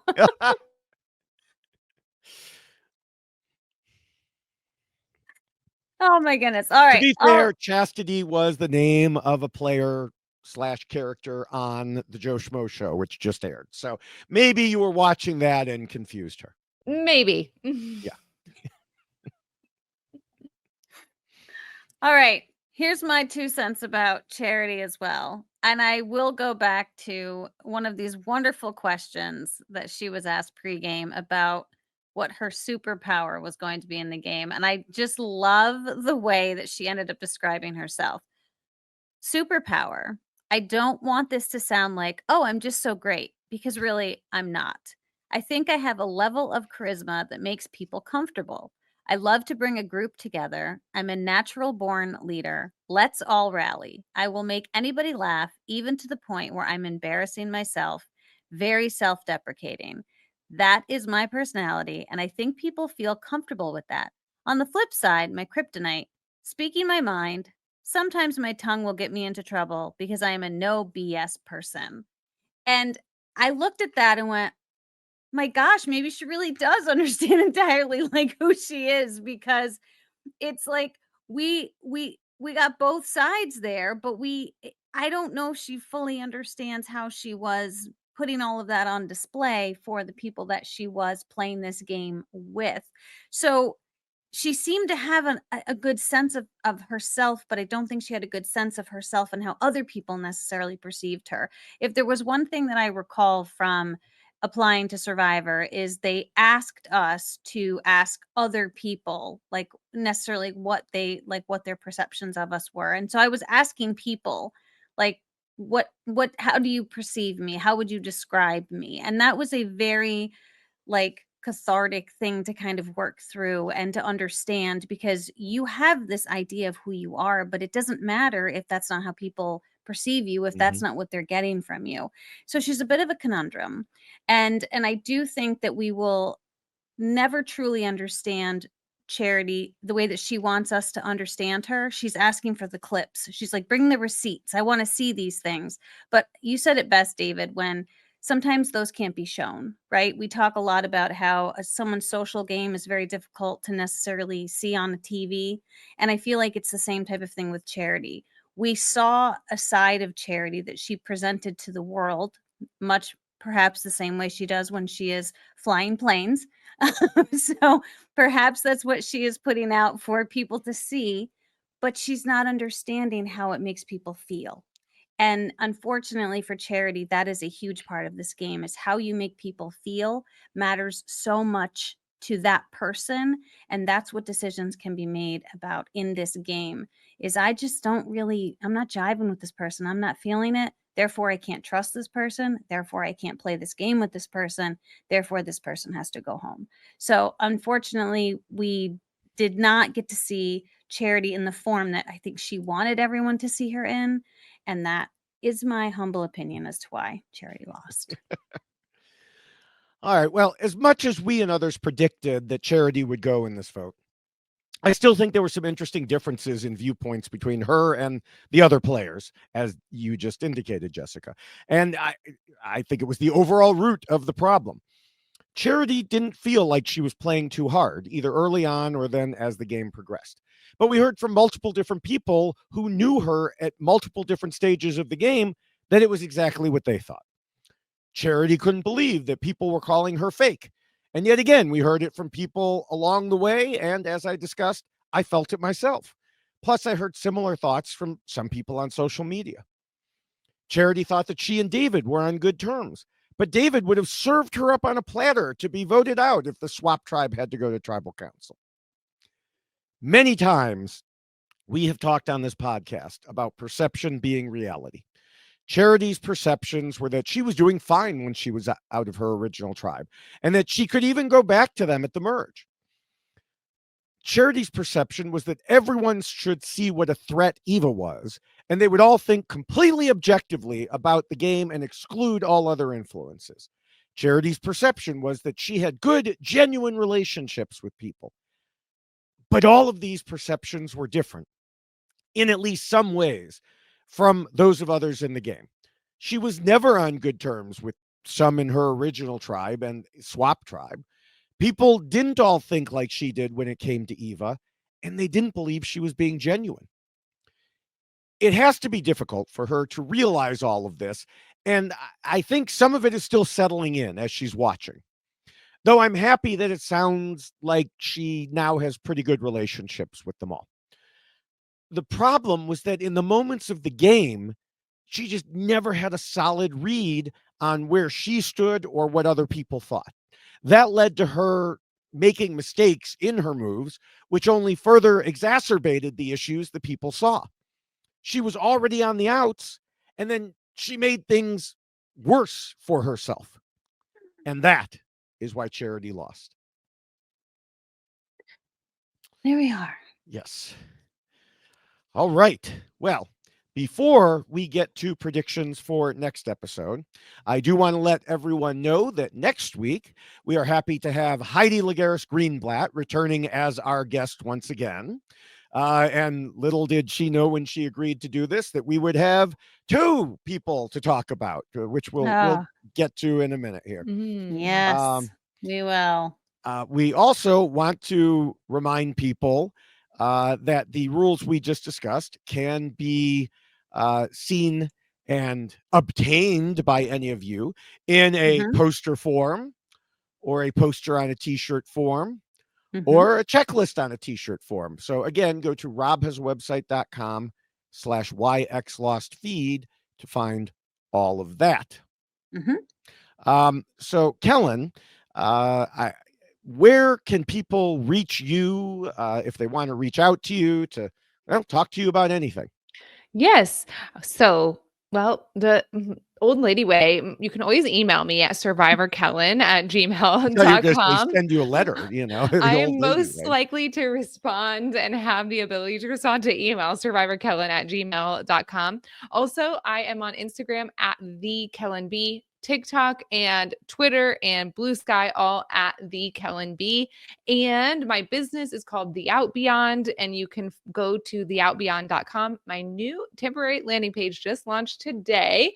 So Ooh, if you're an Oh, entrepreneur, nice. coach, somebody who works for yourself, I'm helping people run their business like a boss instead of just another overworked and tired employee. So check out the Out Beyond. I'm still doing some traditional career coaching as well in the spots where I have time. So I would love to hear from anybody who wants to talk about Survivor, who wants to talk about their career. Check out the Out Beyond and the Kellen B. I just, show my life, my dog, all these things. I spend part of my time living in Spain, part of my time living in Indiana. So very similar, it's a very unique, similar. very similar places, very similar life here in West Indianapolis, the same as being on the beach in Mallorca. So it's really hard to decide which view we like better. But yeah, reach out. I'd love to hear from everybody and check out Road to Reality if you haven't. I think people are the feedback that I get is people are like shocked about how much they like it, which is totally fine with me. But I think it can be a really good listen, especially just look through and pick the people who you really liked and episodes you liked, and it's a great Survivor listen in the off season or now. So for Excellent. career coaching, could I have, when I was still working, could I have called you and said, I want you to coach my boss because she's terrible and she needs coaching? Can Well, you? I don't coach terrible bosses, Oh, okay. unfortunately. So you'd have to have called somebody else. But if you wanted help, if you decided you didn't want to work for her anymore, and you were ready to make a change, specifically, if you're looking to, um, if you're a nurse and you want another nursing job, that's probably not what we do in the Out Beyond. I work with a lot of people, former lawyers, former teachers, people who Mm. are moving into different careers, big career changes, or starting portfolio careers or starting their own business. So transitioning out of one thing into another. And that's why we go out beyond and go to kind of the next idea of what you hope to do for your life. And I Okay. really help people through the shift from self-discipline to self-discovery. So instead of like, if I'm going to start my business, I have to do these 17 things and it has to be perfect. And I'm not doing enough and I'm not doing this. I really try to shift from trying to keep up with the outside world and help people build their life from the inside out instead. So it's not a traditional career place. We're not necessarily doing the checklist and the networking and the resume, but really about deciding that you want your life to look different through the way you make money. And we figure out how to get there with less stress and more internal work and really trusting yourself and building confidence and making money doing the things you dream of, podcasting, being on YouTube and talking about reality TV or any number of things, industry agnostic. So if anyone is interested in any of those kinds of transitions, I would love to have the opportunity to talk with them for certain. And I find too that people are always like a little bit, there's this moment where I know they're about to say they know me from Survivor and it's so sweet. And like, look, if you are a Survivor fan and you're interested in the Out Beyond, do not be shy. It is incredible. I love my Survivor clients. We have something to talk about every week at the beginning of our meeting. So thanks for giving me a chance to talk about the platform and here on this platform. I really appreciate it and Sure. would love to meet anybody who's interested. Yeah. Yeah. I did want to get out from under that terrible boss and I did make a change. I just retired. Yeah, Um, hey, that is a great way to do it. so, um, so, yeah, Jessica, how can people find us? I don't have an incredible sales pitch like you just got from Kellen. That was amazing. You just did a commercial, so you should definitely take advantage of Kellen's everything that she can offer because I want, maybe I should contact you, but I don't need a career change, but you almost convinced me to do that just now. So I am at Jessica Lewis 89 on both Blue Sky, Twitter, and I am at Jessica Lewis 6789 on Instagram. I don't spend a whole lot of time on social media at this point in my existence, but I do spend time there more Survivor related. So you can definitely see anything that I'm posting in regards to Survivor. Occasionally, there is some dog content as well. They're a big part of my life, so you'll see that as well. But I do not have nearly the social media impact that David Bloomberg does on a weekly, daily basis. He is posting everywhere about everything you can imagine reality TV related. And so, David Bloomberg, why don't you tell them all about your linked tree in order for them to find you in all of the locations that you've just taken over? Yes, you can find me at Linktree. Linktree/David Bloomberg, and the weird URL has a dot before the EE in there. You can find me directly if for some reason you don't want to go to Linktree. You can find me directly on Blue Sky as at David Bloomberg. I encourage anyone and everyone to come over from the other places to Blue Sky for your Survivor discussions and every other discussion for that matter. As well, I post videos, reality TV videos, 2 or 3 at least each day on YouTube, TikTok, and Instagram as at David Bloomberg TV. Right now, it's a mix of U.S. Survivor, of course, Australian Survivor, including mini Why Blank Lost videos, Extracted, $1 Million Secret. Speaking of $1 Million Secret, I'm also podcasting about it for the Tradar podcast, which you can find by searching for the Tradar, Traidar, wherever you normally get podcasts or in video on YouTube. All right. Is that everything? I think that's everything that we need to talk about, except predictions. We still need predictions. Oh, Ha, you there thought we you'd get away with are. that one. So there had been some talk already that there could be the dreaded double tribal council. And indeed, as I mentioned earlier, today, CBS released some PR photos showing this will indeed be the case. And thank you to Mike Bloom for relaying that information on Blue Sky.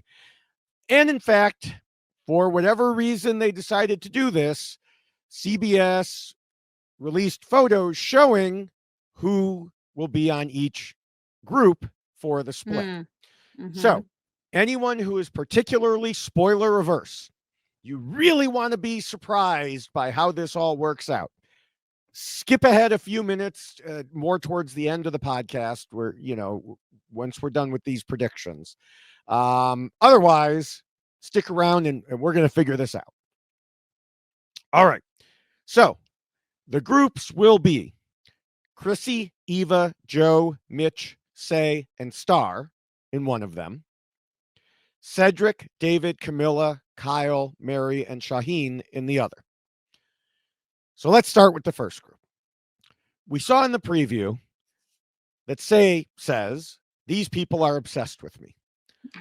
Now, I'm sure she was talking about the players, but she could have just as easily been talking about viewers, because whether people have positive or negative opinions of her, there are a lot who are indeed obsessed with her. Of course, we only need to worry about the players. And the fact that we see her saying this, it makes me wonder if she's the red herring again. I want to say that it's just too easy to predict she goes. I want to say it's not her. But in this group, we know Chrissy wants her out. Eva and Joe probably do because they heard Say was pushing to vote out Eva. Mitch tried to vote her out. Star is on board with Eva. I do not know how Say escapes this one. It's just so easy for everyone to agree to get rid of her in this situation. So the only way I can see it happening or not happening is if she wins immunity or finds an idol or some other advantage like sometimes pops up in these double tribal councils. Yeah. I hope that happens because I want to see her continue to stick around. I just can't bank on it. So I I have to predict Say. Um, I do think even though Charity was voted out in part for bringing up Eva's name, other people do have her and Joe on their minds. I don't see it being a factor with this tribe split. I guess Yeah. if Say is, maybe if Say is immune somehow, we end up saying goodbye to Joe. But my official pick has to be Say. I agree. I don't see this group rallying for anyone else, to go home, just because we've already seen Chrissy talking about Say needing to go, and just looking at the groupings here, because we do have the Chrissy and Mitch, and we have the Eva and Joe, and Star has indicated the Eva component you've already mentioned. So I do think that Say is the easier choice amongst this group. So I agree. I thought it would be Say as well. I'm gonna go with the red herring theory that it's not Say. For some reason, it seems like that's probably it. If I were betting real money, I'd probably put it on Say. But I'm gonna go with the second choice that I came up with is Mitch.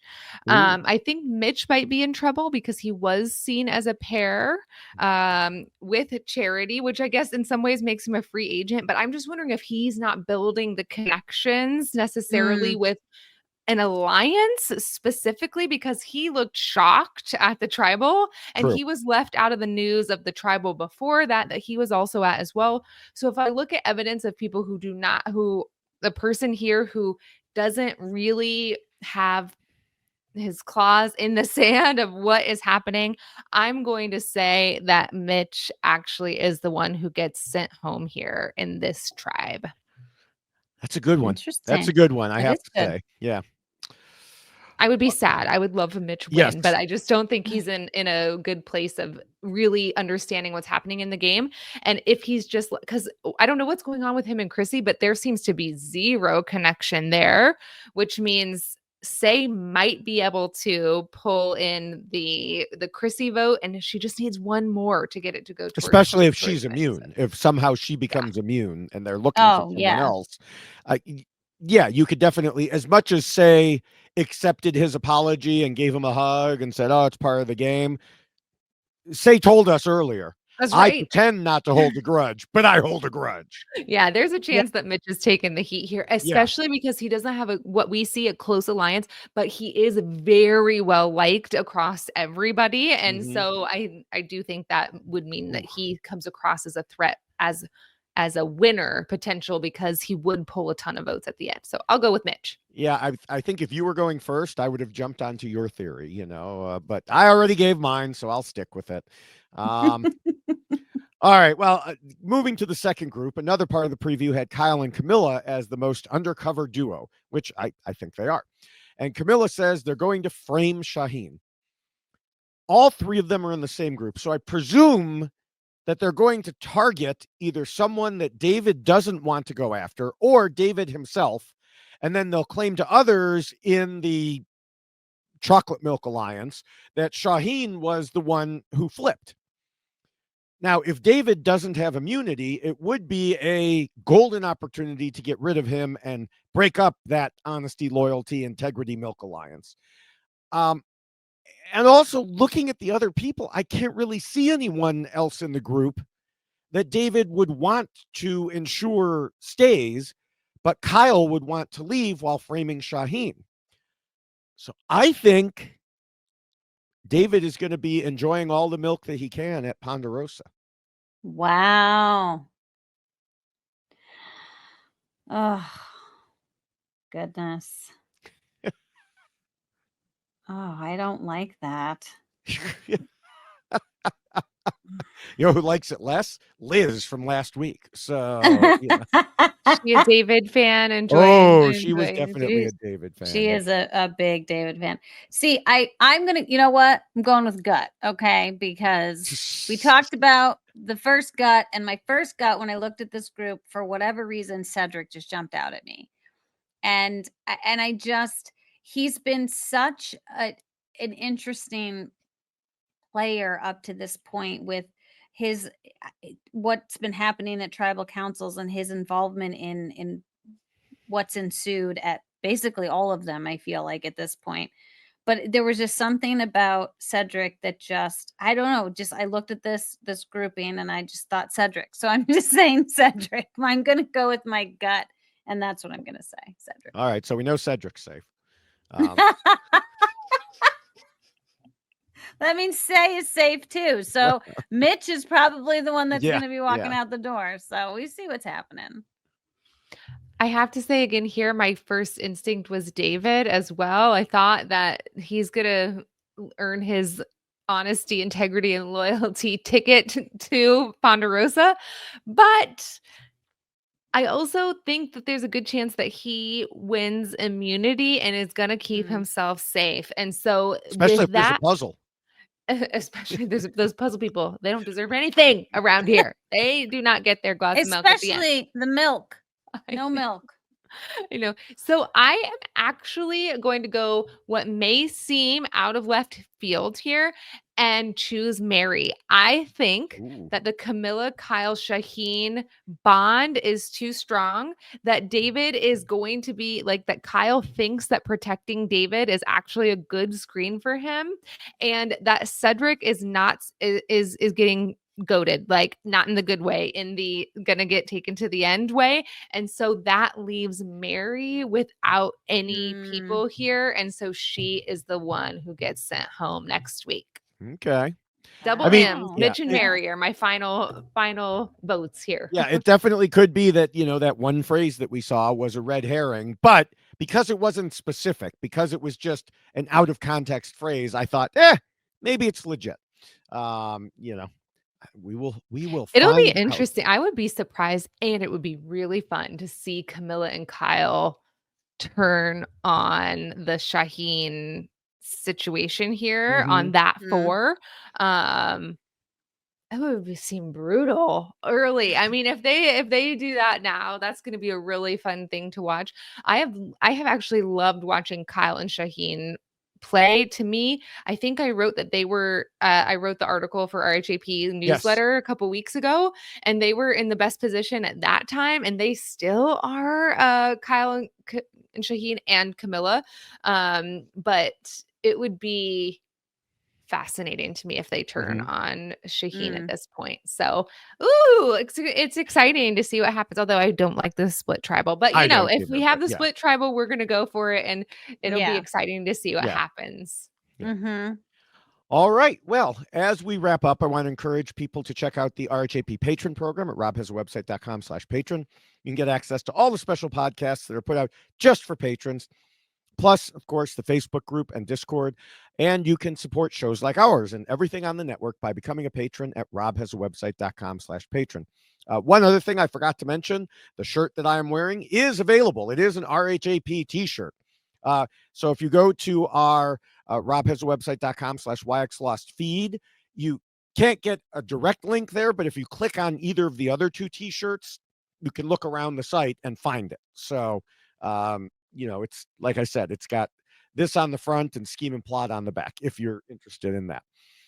Also, make sure you're subscribed to all of the RHAP Survivor podcasts by going to weknowsurvivor.com.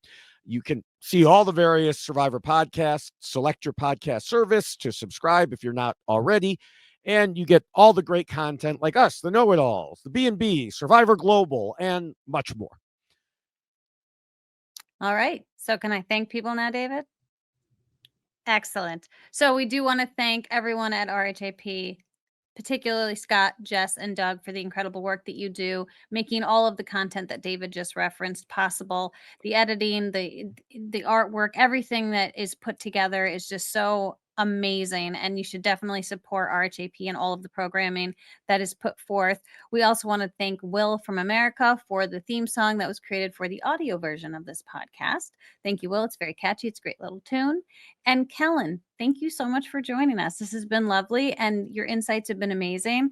And I really think you're going to be right in your predictions, and it'll just support even more that I don't know what I'm doing when it comes to predictions. So thank you. I appreciate I don't this ever so get it very right. much. I've never gotten a winner pick right. I don't ever Oh, trust okay. yourself over trusting me. So don't worry. You're I'm not after a predictor. a woman after my heart because I am terrible at these predictions. So Yeah, I thank wonder. you I so actually much. didn't So watch this is great. any pregame stuff this season for the first time ever. I don't know. I just Wow. it snuck up on me, and so it's been interesting to watch. Not seeing any of the pregame, it's been a different experience, Mm, and but it's just still hard to say who's gonna Right. pull this all out at the end. yeah. I would put my money on Kyle. That's my full on prediction. So we'll see how it all sorts out. But Okay. I never get it right. So Uh-oh.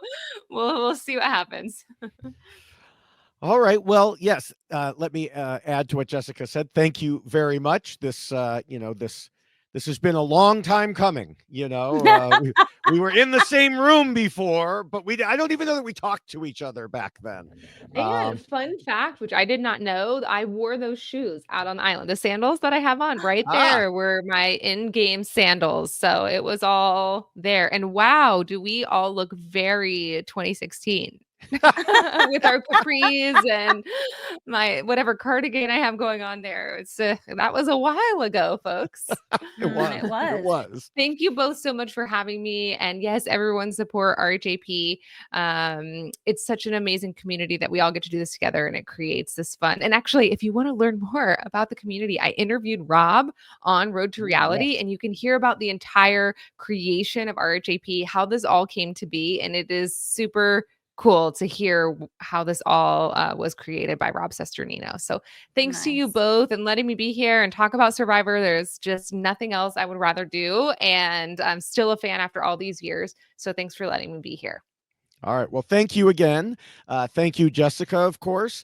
And we will see everyone in a week. It is slightly possible due to travel situations. I'm not going to Boston because of other things, but due to travel situation, we may be a day late. So Mm. don't get worried if we are. But, no matter what, we'll see you in about a week with Heidi. Bye, everyone. See Bye. ya. This is RHAP. We know reality TV.